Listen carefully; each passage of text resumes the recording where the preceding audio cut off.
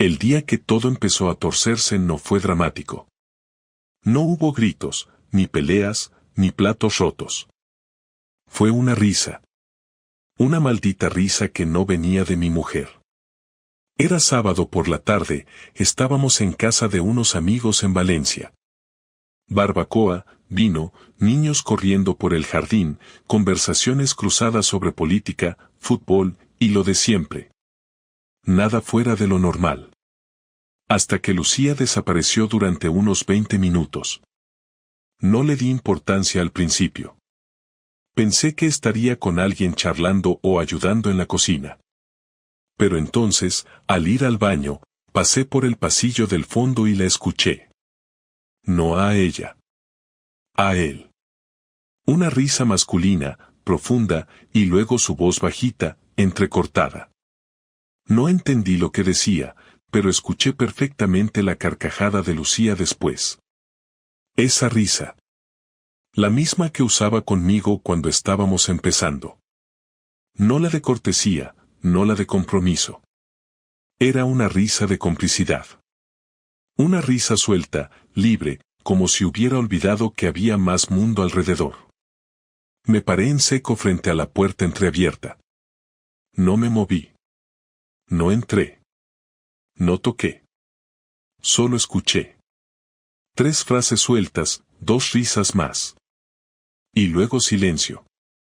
Cuando salieron, ella primero y él unos segundos después, ni siquiera notaron que yo estaba ahí. Ella me dio un beso en la mejilla, de esos automáticos, sin mirar. Él me saludó como si acabara de llegar. La sensación fue rara. No fue celos. No todavía. Fue algo más físico, como cuando te tragas agua en la piscina y te arde la nariz. Un mal presentimiento. Me dije que no era nada. Que estaba exagerando. Que sería una tontería. Volvimos a casa esa noche, ella un poco achispada por el vino, hablando más de lo normal. Me contaba cosas sin que yo preguntara. Me tocaba el brazo, la rodilla, como intentando acercarse. Yo respondía con monosílabos, porque aún tenía la risa esa metida en la cabeza. Y la voz del otro. Miguel, se llamaba. El típico amigo del grupo que siempre está en todo pero no sabes de qué trabaja exactamente. Lo conocíamos de hace poco. Y en teoría, era pareja de una tal Irene. En teoría. Esa noche no dormí. No por sospechas claras. No había visto nada. No tenía pruebas. Pero me sentía como cuando llegas tarde a algo y sabes que ya pasó lo importante. Como si hubiera llegado al final de una película sin haber visto el principio. Los días siguientes empecé a observar. No en plan detective, no aún. Solo miraba. Cómo usaba el móvil, cómo se arreglaba. Y sobre todo, cómo evitaba mencionar a Miguel. Era como si de repente no existiera. Como si no hubiera estado en la fiesta. Ni rastro de su nombre, ni de Irene tampoco. Eso fue lo que me empezó a hacer ruido, el silencio demasiado calculado. Pero todavía no sabía nada. Solo tenía una risa, un pasillo y un recuerdo que no podía sacarme de la cabeza. Lo que pasó después, eso sí, ya no fueron intuiciones. Después de aquella noche en casa de nuestros amigos, no pude quitarme la imagen de Lucía saliendo del pasillo con esa expresión que no me dirigía a mí, como si su mente siguiera atada a algo que había dejado atrás. Pasaron 5 días. No dije nada. No pregunté. Me limité a observar y a callar, como cuando uno espera que el otro se delate por su propio peso. No es que me hubiera vuelto paranoico de repente, pero había un tipo de silencio que se metía entre los dos en casa, no el típico silencio cómodo entre pareja, sino ese donde uno espera que el otro diga algo que nunca llega. Y eso ya me resultaba suficiente para empezar a pensar que algo pasaba. El jueves, salí del trabajo antes de lo habitual. Había tenido un turno más corto y decidí no avisarla. No por nada raro, o al menos eso me dije a mí mismo en ese momento, sino por simple impulso. Quería llegar a casa y ver qué ambiente había sin dar aviso. Cuando abrí la puerta del piso, no escuché ruido. Todo estaba en orden, ni música, ni tele, ni la cafetera. Al principio pensé que quizás Lucía no estaba, pero su bolso estaba en el perchero y las llaves colgadas donde siempre. Entré despacio. Al fondo, en el salón, escuché una conversación en tono bajo. Me acerqué sin hacer ruido. Estaba sentada en el sofá, con el portátil sobre las piernas, pero no estaba sola. Hablaba por videollamada. Y aunque no se veía la pantalla completa, bastó con la voz. Era él. Miguel. No escuché nada fuera de lugar, nada explícito, nada que pudiera grabar y usar como prueba, pero el tono, las pausas, las sonrisas que no se usan con cualquiera, todo eso pesaba más que cualquier frase comprometedora. Me quedé unos segundos ahí, parado detrás del marco de la puerta, viendo cómo mi mujer hablaba con otro tipo como si yo no existiera. Luego retrocedí y volví a salir como si nunca hubiera entrado. Me quedé en la escalera, sentado, con la cabeza apoyada en las manos. Esa noche, Lucía estaba diferente. Demasiado simpática. Preparó cena, puso vino, preguntó por mi día como si de verdad le importara, y hasta sugirió ver una película juntos. Yo asentía a todo, pero dentro me hervía la sangre. No porque hubiera visto un beso o una confesión, sino porque sentí que me estaban quitando mi lugar sin siquiera tener la decencia de enfrentarme. Esa falta de valor me cabreaba más que cualquier infidelidad física. Era como si ella hubiera tomado una decisión sin consultarla conmigo, como si me hubiera rebajado a un papel secundario en una historia que ni siquiera sabía que se estaba contando. El viernes llegó la confirmación que no esperaba. Yo no busqué, no revisé el móvil, no hurgué en bolsos. Fue por casualidad. Estaba dejando ropa sucia en la lavadora cuando escuché un sonido seco detrás de mí. Era su diario, el que siempre tenía guardado entre sus libros. Se había caído de la estantería al mover una pila de revistas. Cayó abierto, y no voy a mentir, leí. No me enorgullece, pero lo hice. Había una entrada, fechada 2 semanas antes, donde hablaba de Miguel. No de forma explícita, pero suficiente. Decía que con él podía hablar de cosas que conmigo no. Que se sentía escuchada, que le gustaba cómo la miraba. Hablaba de su manera de tocarle la mano cuando coincidían, de las risas, de cómo la hacía sentirse más viva. Y luego una frase, no sé qué voy a hacer con Rubén. No quiero hacerle daño, pero tampoco quiero volver atrás. Cerré el cuaderno de golpe, lo dejé en su sitio y me quedé mirando la lavadora girar en silencio. No tenía que imaginarme nada.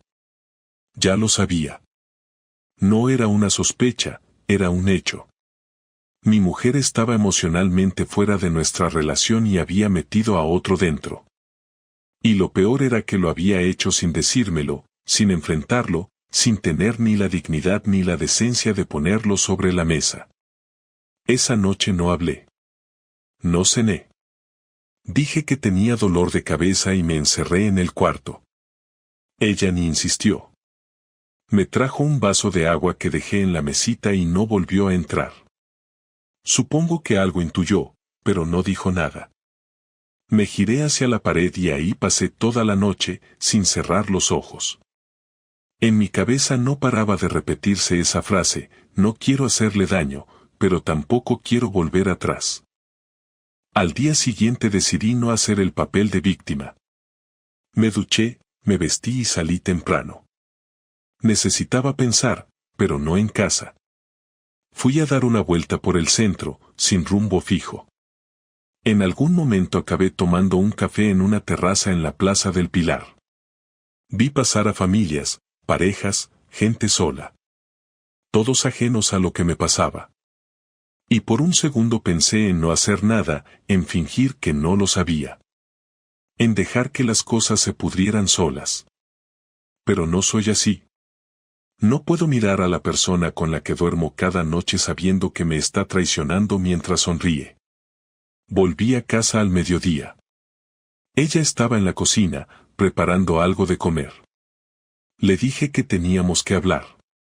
Me miró como si ya supiera lo que venía. Se sentó frente a mí, con las manos en el regazo. No me anduve con rodeos. ¿Te gusta Miguel? No intentó negarlo. Ni siquiera pareció sorprendida. Solo bajó la mirada y suspiró. No sé qué decirte. Di la verdad, Lucía. ¿Te gusta? Sí. Me quedé callado. No había nada más que decir en ese momento. Todo lo demás sobraba. ¿Has estado con él? No en ese sentido, no. Pero sí, me acerqué demasiado. ¿Y yo? ¿Dónde quedo yo en todo esto? No lo sé, Rubén. No lo sé. Todo se ha ido apagando y no he sabido parar esto. Me he dejado llevar. Eso fue lo peor. Que ni siquiera se trataba de una gran pasión, de una historia imposible. No. Era dejadez. Era falta de respeto. Era el tipo de traición que no viene con lágrimas ni excusas, sino con resignación. Me levanté y le dije que no quería seguir hablando. Que necesitaba tiempo. Que no sabía qué iba a pasar, pero que lo que teníamos ya no estaba. Ella no lloró. No gritó. No pidió perdón. Solo asintió, como si llevara tiempo esperando ese momento. Y así terminó el principio del fin. Esa noche dormimos bajo el mismo techo pero en mundos diferentes.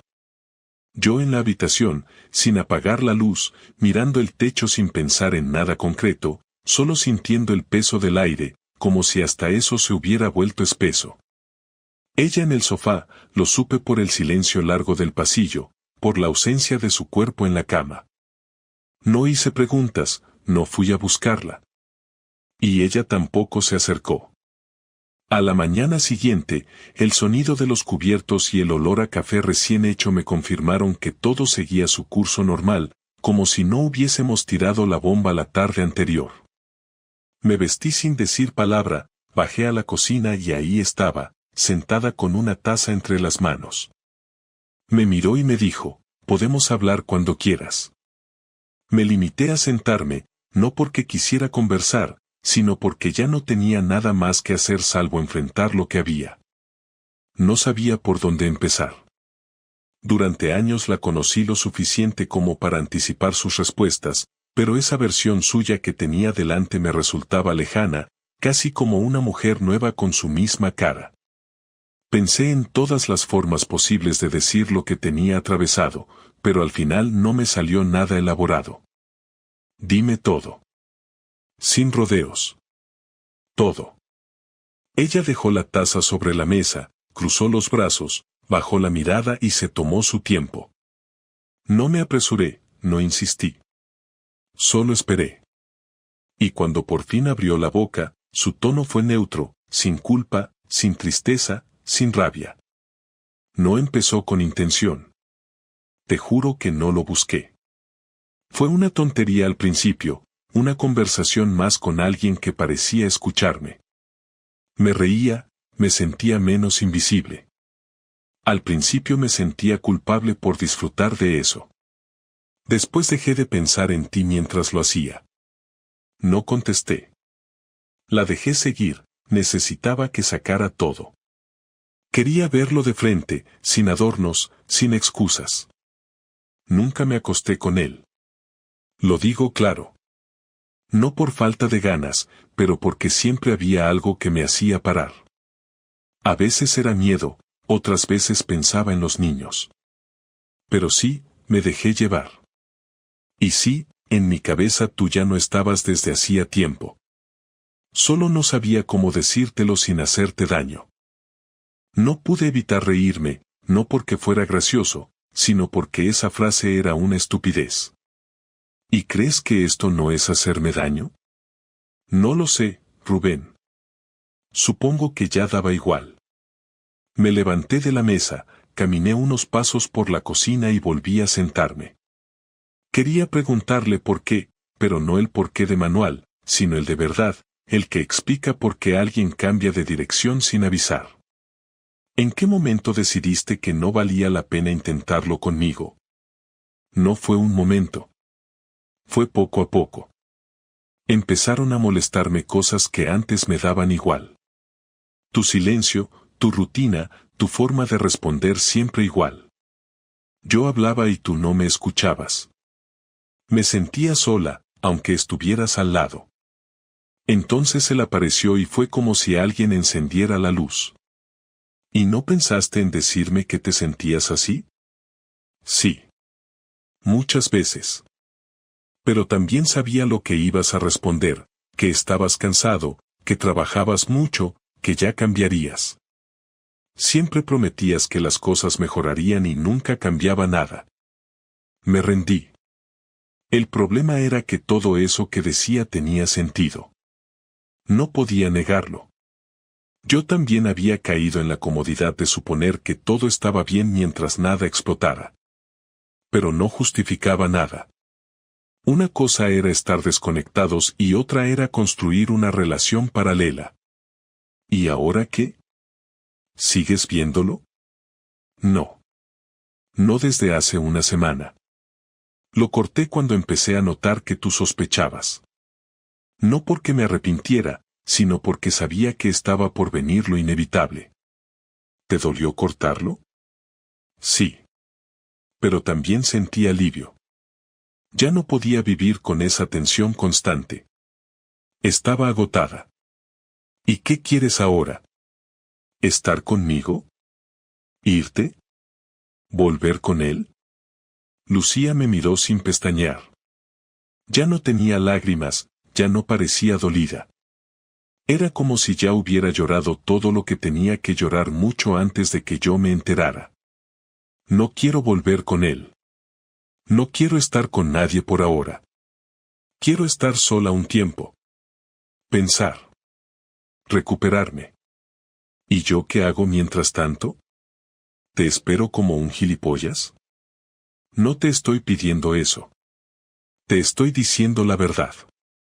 No puedo darte una respuesta cómoda. ¿Y los niños? Lo sabrán, Rubén. No vamos a esconderlo. Pero no necesitan detalles. Solo saber que las cosas entre nosotros ya no funcionan como antes. Me quedé en silencio. No sabía si estaba más enfadado por lo que había hecho o por lo tranquila que estaba contándolo. No gritaba, no pedía perdón, no intentaba arreglarlo. Era como si hubiera aceptado que esto era el final y no necesitaba más explicaciones. Te has cargado todo, dije. No. Lo dejé morir porque ya estaba roto. Y ahí fue cuando me di cuenta de que por mucho que doliera, ella ya había tomado una decisión hacía tiempo. Lo que para mí era un descubrimiento reciente, para ella era un proceso terminado. Yo iba con semanas de retraso en esta historia. Me fui de la cocina sin decir más. Cerré la puerta del cuarto y me senté en el borde de la cama. No lloré. No grité. No rompí nada. Solo me quedé ahí, sintiendo como todo lo que construí con ella se había ido al carajo, no de golpe, sino como una pared que se resquebraja sin que nadie lo note hasta que ya es imposible repararla. Esa fue la primera vez que entendí que a veces no hay un culpable claro, solo dos personas que dejaron de buscarse. Pero eso no quitaba el dolor, ni la rabia, ni la sensación de haber sido sustituido sin derecho a réplica. Esa noche no dormí en casa. Cogí unas cosas, me metí en el coche y me fui a casa de mi hermano. No le dije mucho. Solo que necesitaba un sitio. Me dio una habitación y no preguntó. Supongo que mi cara hablaba por mí. Me acosté vestido, con las zapatillas puestas, mirando al techo de una habitación que no era mía, y ahí supe que nada de lo que viniera después iba a arreglar lo que ya se había roto. Me desperté en el sofá de mi hermano sin haber descansado nada. Dormir es imposible cuando tu cabeza no para y tu cuerpo no entiende si estás en medio de una pesadilla o simplemente has cruzado a una realidad que nunca pediste. Me levanté, me duché y me quedé mirándome en el espejo un buen rato. No había llanto, ni descontrol, ni desesperación. Solo había una calma tensa que no conocía, una sensación extraña de saber que todo lo que venía después dependía exclusivamente de mí. No iba a suplicar, no iba a perdonar, no iba a quedarme esperando a ver qué hacía Lucía. Ahora me tocaba mover a mí, y si ella había decidido no respetarme, yo no iba a quedarme de brazos cruzados fingiendo que podía digerirlo todo con dignidad. Iba a actuar, sin amenazas, sin escenas, sin perder el control. Pero iba a dejar claro que no soy un tipo que se humilla. Lo primero fue ir a casa sin avisar.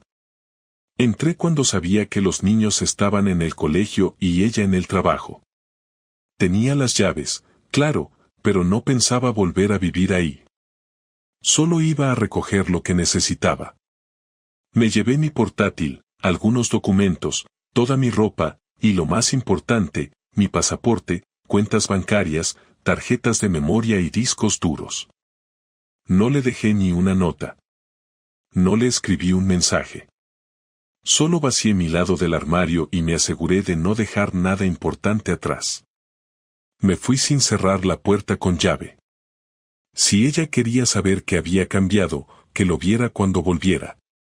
Que lo notara sin necesidad de palabras. Esa era la primera parte. Mostrarle que no necesitaba su permiso para desaparecer.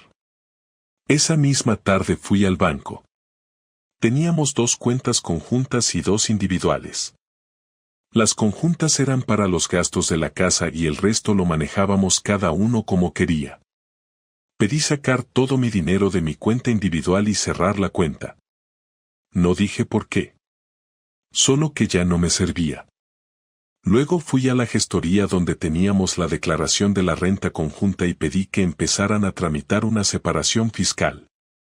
Nada ilegal, todo por vías normales. Pero no iba a seguir compartiendo nada con alguien que había roto el compromiso sin siquiera mirar atrás. No soy un mártir. No me quedo esperando justicia emocional.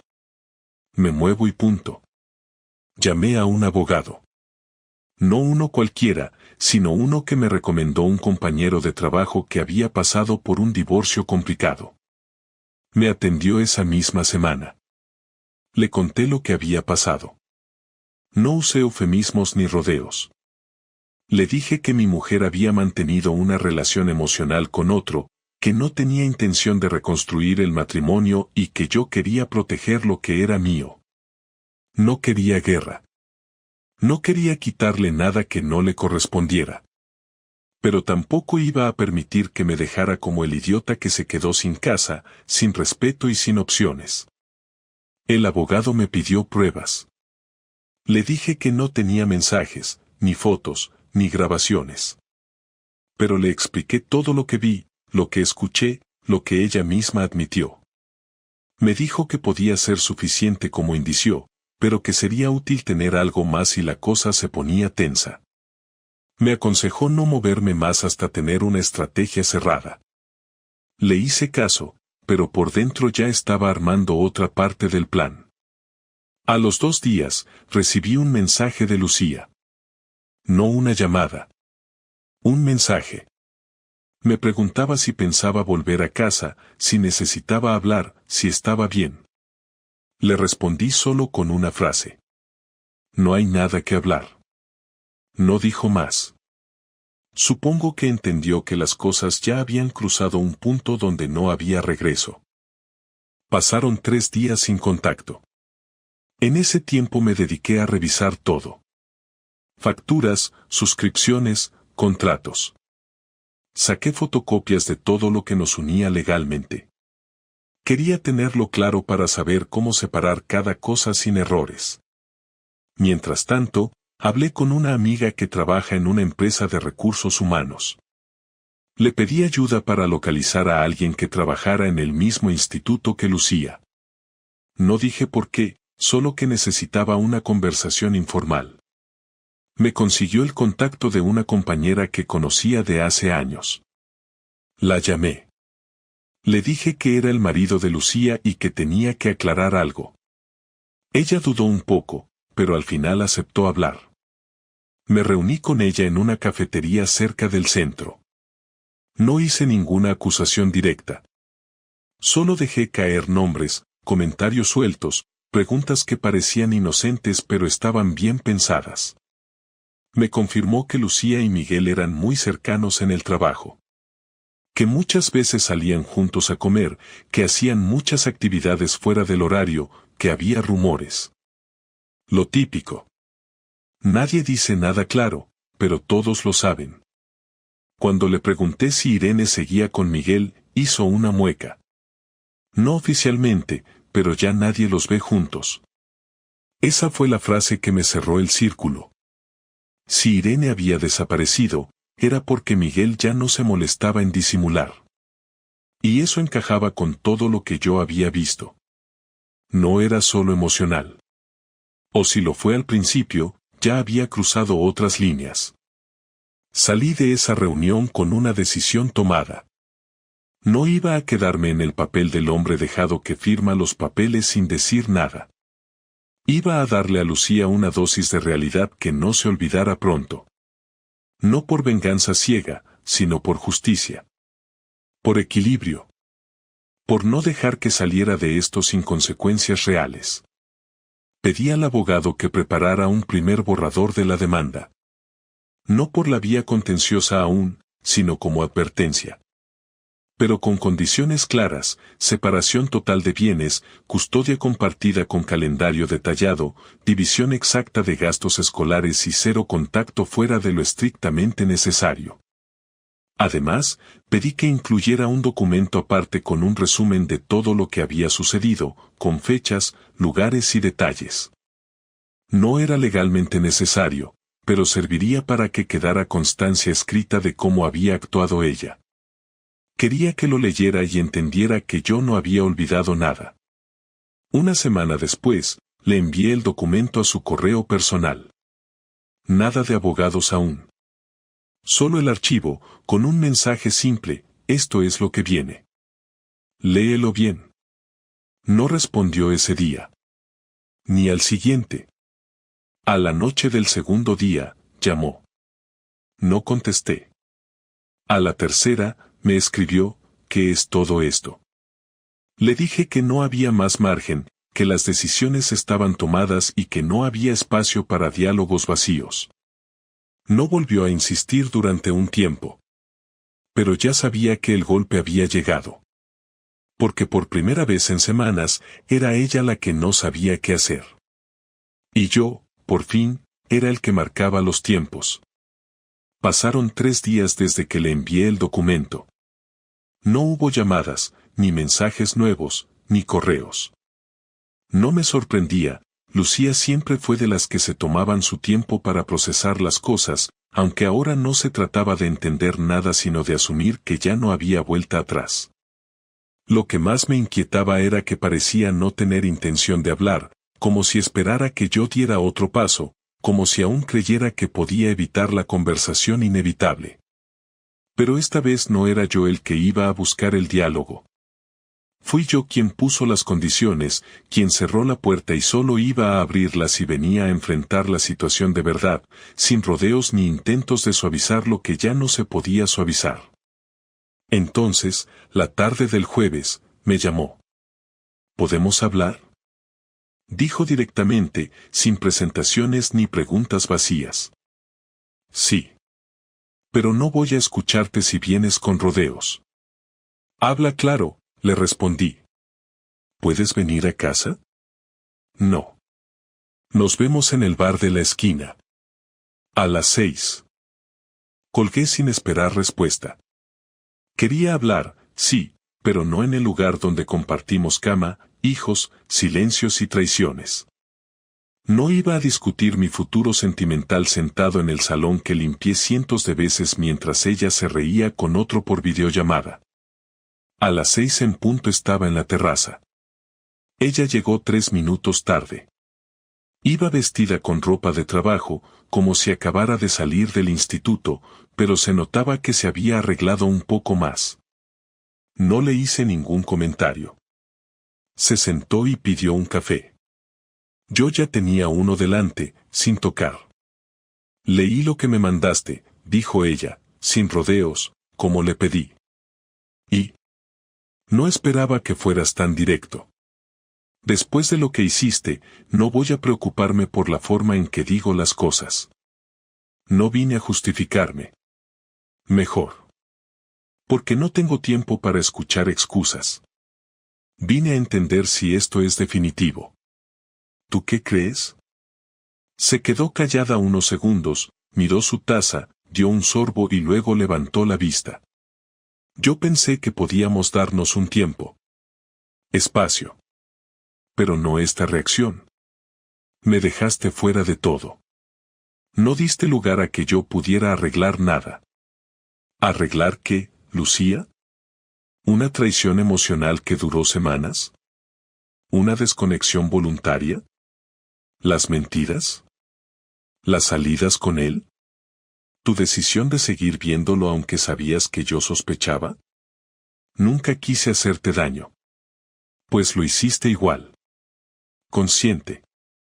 Y lo más grave es que no lo reconociste hasta que te vi sin opción de negarlo. Tienes razón en muchas cosas. Pero también cometiste errores. Dejaste de mirarme. Dejaste de preguntarme cómo estaba.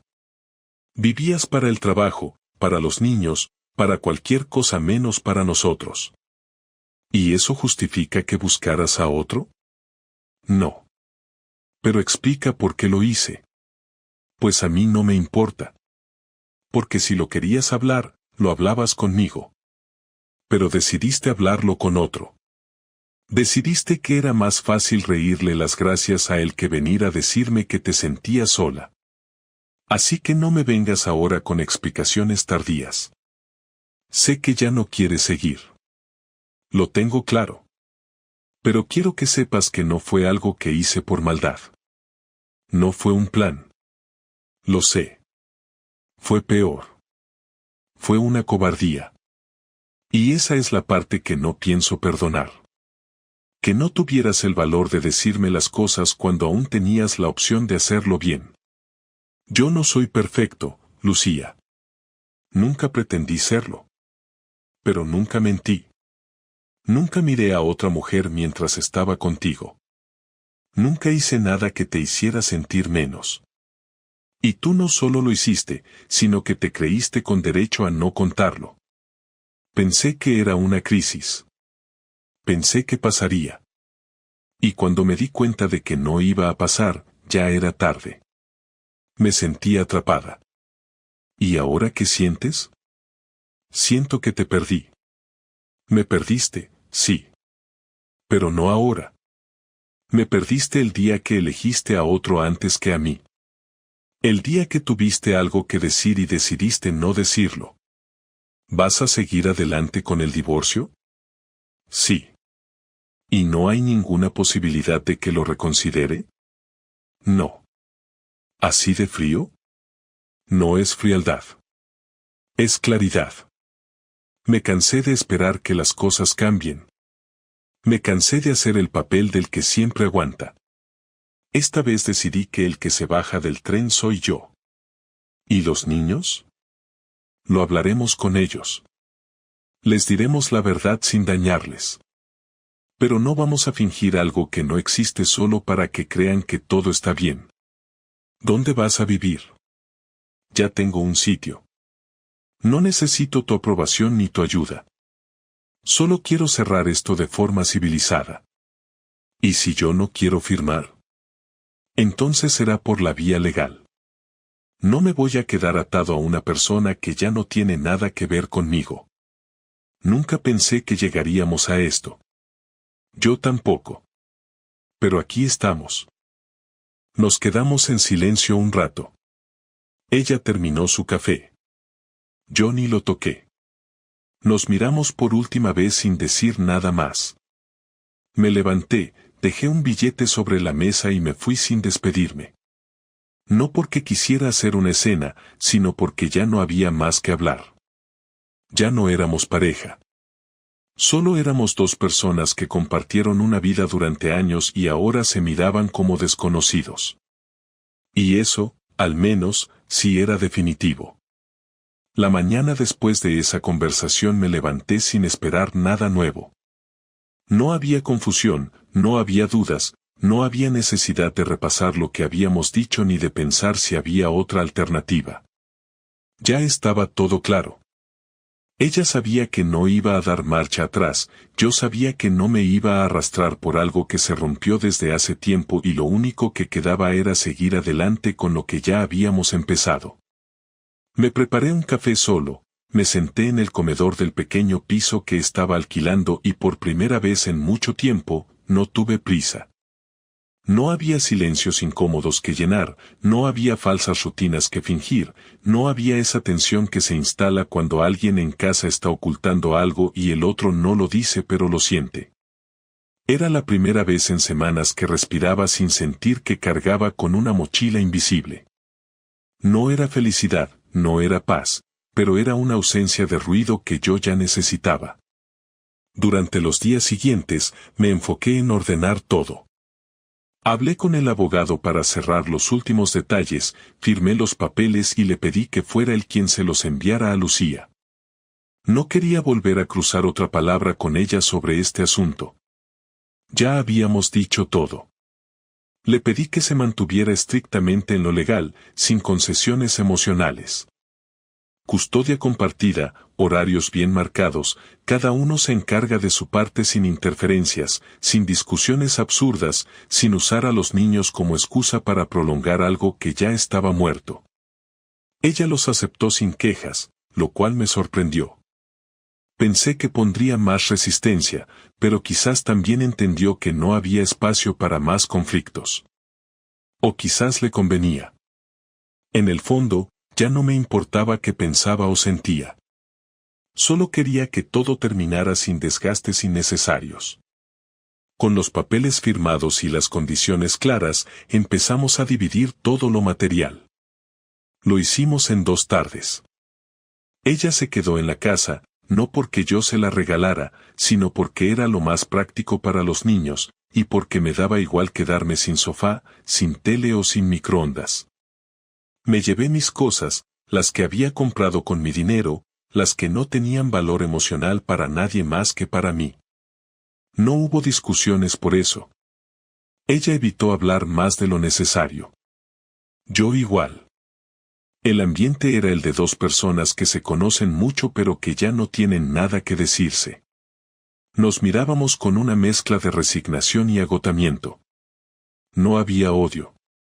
No había compasión. Era como estar cerrando la puerta de una oficina donde uno ha trabajado 15 años y sabe que no volverá nunca.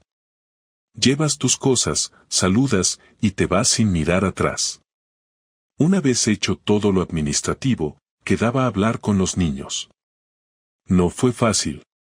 No hay forma amable de decirle a tus hijos que sus padres no van a vivir juntos nunca más. Lo hicimos juntos, sin llorar, sin gritar, sin culpas cruzadas.